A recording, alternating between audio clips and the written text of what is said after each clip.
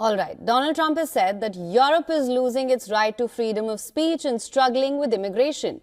Now, his comments come after his Vice President J.D. Vance launched a withering attack on European policies at the Munich Security Conference in Germany. I heard his speech, and he talked about freedom of speech, and I think it's true in Europe. They're losing their wonderful right of freedom of speech.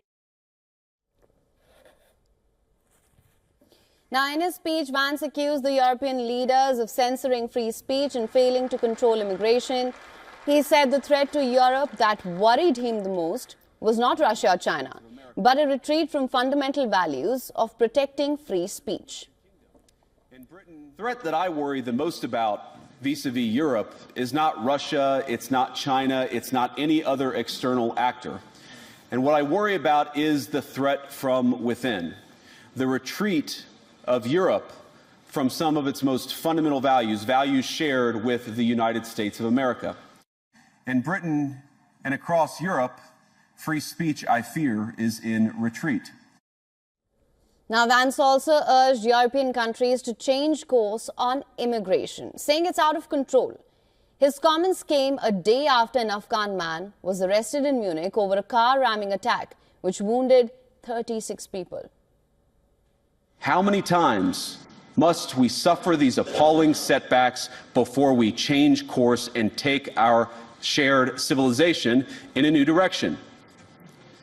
No voter on this continent went to the ballot box to open the floodgates to millions of unvetted immigrants.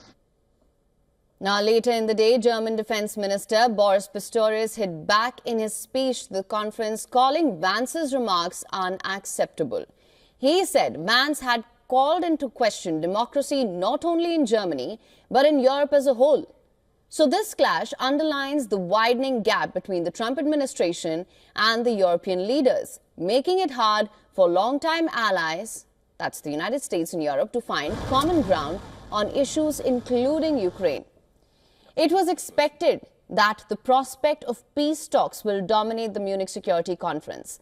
But Vance barely mentioned Russia or Ukraine in his speech to the gathering.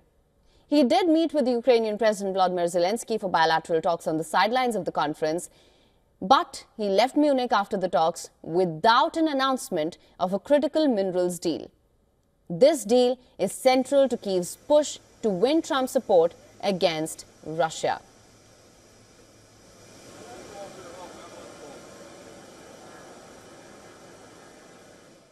For latest news, download the WION app and subscribe to our YouTube channel.